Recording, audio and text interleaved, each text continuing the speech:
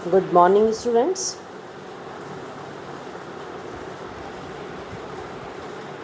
We are starting home science class for 11th class students today. आज हम 11th class के बच्चों के लिए होम साइंस की क्लास स्टार्ट कर रहे हैं। आप सभी ने होम साइंस सब्जेक्ट सेलेक्ट किया है। सबसे पहले थोड़ा सा होम साइंस के बारे में जानेंगे कि होम साइंस है क्या। ठीक है, होम साइंस क्या है? बहुत सारे लोग ये मानते हैं कि गृह विज्ञान विषय केवल लड़कियों के लिए ही उपयोगी है और उनका ये मानना होता है कि गृह विज्ञान विषय के जो विद्यार्थी होते हैं उनको केवल अच्छा खाना बनाना और उनकी वस्त्रों की देखभाल करना और सिलाई कढ़ाई करना ही सिखाया जाता है और कुछ गृह विज्ञान में नहीं सिखाया जाता है।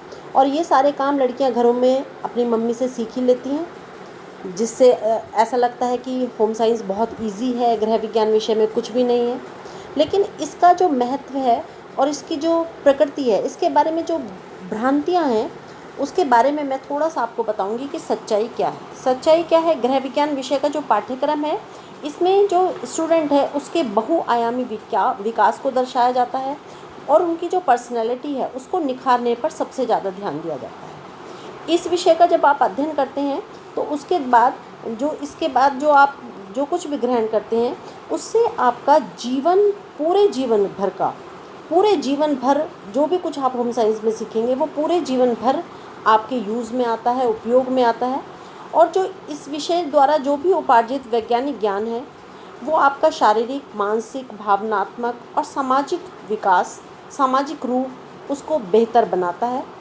इस विषय से आपके जो अंतर व्यक्तित्व कौशल हैं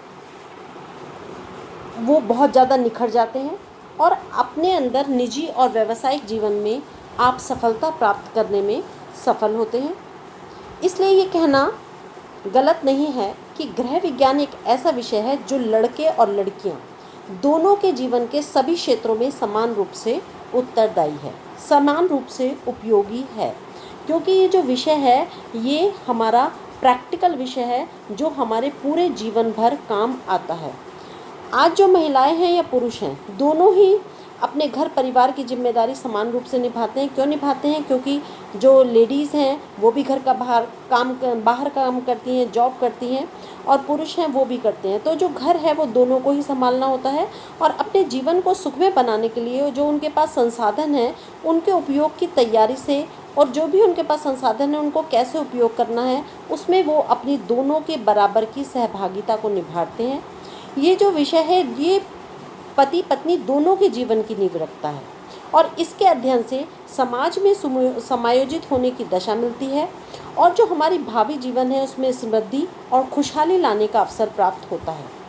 इस विषय से अधिक व्यापक रूप से जो फैली हुई भ्रांतियां हैं उनको दूर करने के लिए इस विषय का नाम अब गृह विज्ञान से बदलकर मानव पारिस्थितिकी और परिवार विज्ञान कर दिया गया है। लेकिन अभी आप इसे होम साइंस या गृह विज्ञान के नाम से ही जानेंगे। लेकिन अब इसको जो एनसीईआरटी है, एनसीईआरटी ने इसका नाम चेंज कर दिया है और इसका नाम कर दिया है human ecology and family science.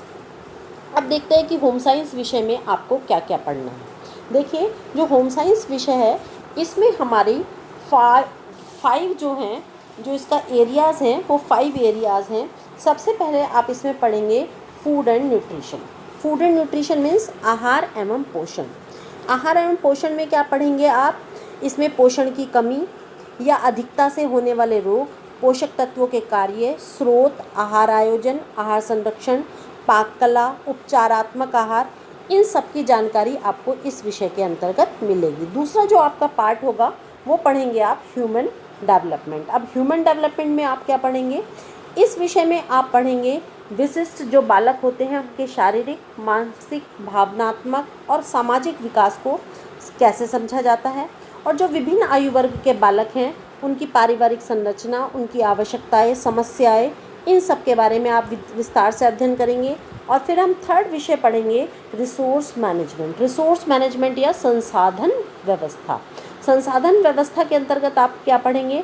घर में प्रयुक्त होने वाले जो साधन हैं उनका सही उपयोग और उनकी व्यवस्था, घर की देखरेख, साज सज्जा, निर्णय और व्यवस्था की प्रक्रिया, बजट, समय और ऊर्जा की व्यवस्था, उपभोक्ता शिक्षण, ये सब आप इसके अंतर्गत पढ़ेंगे। जो फोर्थ पार्ट होगा हमारा वो होगा क्लोथिंग्स एंड अपैरल मैनेजमेंट, वस्त्र और परिधान। वस्त्र और परिधान के अंदर आप क्या पढ़ेंगे?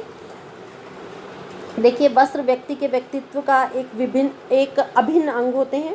वस्त्रों से व्यक्ति की योग्यताओं और आंतरिक गुणों का परिचय प्राप्त होता है। तो इस विषय में आप विभिन्न तंतु, वस्त्र निर्माण प्रक्रिया, परिसज्जा, खरीदारी, रखरखाव और संग्रह के संदर्भ में उचित जो भी जानकारी है वो सब आप इसके अंतर्गत प्राप्त करेंगे। और जो हमारा 5 पार्ट होगा वो होगा हमारा संचार एवं विस्तार, communication and extension. Communication and extension में आप क्या पढ़ेंगे? जो गृह विज्ञान की आपने 4 शाखाएं पढ़ी हैं, जो उनसे जो आपने जो ज्ञान प्राप्त किया है उस ज्ञान को सभी लोगों तक, जैसे कुछ लोग गांव में रहते हैं, वहाँ तक कैसे पहुँचाया जाए और इसका प्रयोग जो समाज कल्याण है उसके कार्यों में कैसे किया जाए, ये शिक्षा आपको इसके अंतर्गत मिलेगी। तो होम साइंस में आप 5 ये पार्ट हैं, होम साइंस के 5 एरियाज़ हैं, ये आप 5 एरियाज़ पढ़ेंगे। अब हम सिलेबस डिस्कस करेंगे कि हमारा सिलेबस क्या क्या होगा। देखिए, होम साइंस में आपका 70 नंबर का पेपर होता है। 100 में से 70 नंबर का आपका रिटन पेपर होता है और 30 नंबर का आपका प्रैक्टिकल होता है। ठीक है, तो आपकी जो थ्योरी है, थ्योरी कितने मार्क्स की होगी? थ्योरी होगी आपकी 70 मार्क्स की। समझ आ गया आपको? देखिए, ये होम साइंस विषय जो है ये एक स्कोरिंग सब्जेक्ट है। क्यों स्कोरिंग है? क्योंकि इसमें 30 नंबर का प्रैक्टिकल होता है और 70 नंबर की थ्योरी होती है। और 70 नंबर में भी आप 65, 68 और आप 70 मार्क्स तक भी स्कोर कर सकते हैं। इट मीन्स इससे आपकी परसेंटेज बहुत अच्छी बनती है इस सब्जेक्ट से। और इसमें अब हम ये देखेंगे कि हम पढ़ेंगे क्या क्या। देखिए, इसमें हमारी जो यूनिट हैं वो यूनिट हैं 5। ठीक है, 5 यूनिट में सबसे पहले जो पहली यूनिट है हमारी, first unit, introduction to home science, मानव पारिस्थितिकी और परिवार विज्ञान का परिचय आप इस यूनिट के अंतर्गत पढ़ेंगे। ठीक है, होम साइंस का क्या परिचय है वो पढ़ेंगे। सेकंड यूनिट फिर हमारी आती है understanding one self, adolescence. Adolescence के बारे में आप इसमें पढ़ेंगे। किशोरावस्था, जिस किशोरावस्था में आप हैं, एडोलेसेंस हैं आप, उसमें आपको स्वयं को समझना है। ठीक है, इसमें जो जो हमारे चैप्टर होंगे वो सबसे पहले देखिए, सेकंड चैप्टर होगा अंडरस्टैंडिंग द सेल्फ, स्वयं को समझना। हु एम आई, मैं कौन हूँ। ठीक है, मुझे या मैं कौन हूँ, कौन बनाता है मुझे। फिर सेकंड है इसमें देखिए, development and characteristics of the self, development, characteristics and needs of adolescence. इसमें आप क्या पढ़ेंगे? इसमें जो आप पढ़ेंगे, इसमें आप स्वयं का विकास पढ़ेंगे और स्वयं की विशेषताओं के बारे में पढ़ेंगे। फिर इसमें सी पार्ट देखिए, सेकंड ही चैप्टर का, इसमें है इन्फ्लुएंसेस ऑन आइडेंटिटी, पहचान पर प्रभाव, स्वबोध का विकास हम कैसे करते हैं, इसके बारे में हम पढ़ेंगे। अब आता है हमारा थर्ड चैप्टर जो सेकंड यूनिट में है, food, nutrition, health and fitness, भोजन, पोषण, स्वास्थ्य एवं स्वस्थता। फिर हमारा फोर्थ चैप्टर आता है मैनेजमेंट ऑफ रिसोर्सेज, साधनों की व्यवस्था। 5वां चैप्टर आता है हमारा फैब्रिक अराउंड अस, हमारे आसपास जो फैब्रिक्स हैं, कपड़े हैं। और 6 चैप्टर आता है हमारा मीडिया एंड कम्युनिकेशन टेक्नोलॉजी, संचार माध्यम और संचार प्रौद्योगिकी। तो फर्स्ट यूनिट में हमारा एक ही चैप्टर था बच्चों, और सेकंड यूनिट में हमारे कितने चैप्टर थे? सेकंड यूनिट में हमारा सेकंड चैप्टर है, थर्ड चैप्टर है, फोर्थ चैप्टर है, फिफ्थ चैप्टर है और 6 चैप्टर हमारा इसके अंतर्गत आता है। अब आती है थर्ड यूनिट।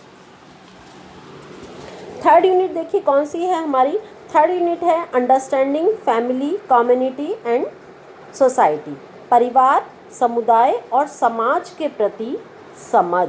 इसके अंतर्गत हम जो चैप्टर पढ़ेंगे 7 चैप्टर, वो 7 चैप्टर कौन सा है हमारा? Concerns and needs in diverse concepts, concerns and needs in diverse contacts. इसमें हम क्या पढ़ेंगे? विविध संदर्भों में सरोकार और आवश्यकताएं। ठीक है, इसके 2 पार्ट है। पहला पार्ट है हमारा न्यूट्रिशन, हेल्थ एंड हाइजीन, पोषण, स्वास्थ्य और स्वास्थ्य विज्ञान। और सेकंड है हमारा रिसोर्सेज अवेलेबिलिटी एंड मैनेजमेंट, संसाधन उपलब्धता और प्रबंधन। अब आती है फोर्थ यूनिट हमारी। फोर्थ यूनिट में हम क्या पढ़ेंगे? चाइल्डहुड, चाइल्डहुड क्या होता है? बाल्य अवस्था। इसमें हमारे 3 चैप्टर हैं। पहला चैप्टर कौन सा है? सर्वाइवल, ग्रोथ एंड डेवलपमेंट, उत्तरजीविता, वृद्धि तथा विकास।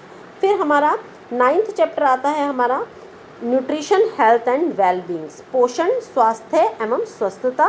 और 10th चैप्टर आता है हमारा अवर अपैरल या हमारे परिधान। ठीक है बच्चों, ये 5th यूनिट हो गई। अब आता है 6th यूनिट। 6th यूनिट क्या है? हमारी एडल्टहुड। एडल्टहुड में हम क्या पढ़ेंगे? एडल्टहुड में हम पढ़ेंगे, देखिए हमारा जो चैप्टर नंबर 11 है वो आता है हमारा हेल्थ एंड वेलनेस, स्वास्थ्य और स्वास्थ्य कल्याण। ठीक है, और फिर हमारा आता है next chapter financial management and planning, वित्तीय प्रबंध और योजना। और उसके बाद नेक्स्ट चैप्टर आता है हमारा care and maintenance of fabrics, वस्त्रों की देखभाल तथा रख रखाव। ये हमारा 13 चैप्टर है। अब कुछ बच्चों को ये डाउट होगा कि हमारे कुछ चैप्टर डिलीट कर दिए गए हैं सीबीएसई द्वारा इस सेशन के लिए ड्यू टू कोरोना। तो मैंने जो आपको सिलेबस बताया है बच्चों, ये सिलेबस केवल वो ही है, इसमें से डिलीटेड चैप्टर ऑलरेडी हटा दिए गए हैं, इसमें डिलीटेड चैप्टर नहीं है। तो ये सारा सिलेबस आपको इतना पढ़ना है। टोटल आपके जो सिलेबस है इसमें 5 यूनिट हैं और 13 चैप्टर आपको कवर करने हैं। ठीक है, तो सारे बच्चे डेली क्लास अटेंड करेंगे और डेली जो जो होमवर्क दिया जाएगा उसको कंप्लीट करेंगे, क्योंकि हमारा सेशन इस बार कोरोना की वजह से पहले ही लेट हो गया है। तो थोड़ा हम स्पीड से चलेंगे और अपने सिलेबस को कंप्लीट करेंगे। ठीक है बच्चों, आई थिंक आपको यहाँ पर पूरा सिलेबस समझ आ गया है। अब हम नेक्स्ट वीडियो से फर्स्ट चैप्टर स्टार्ट करेंगे। थैंक यू सो मच बच्चों।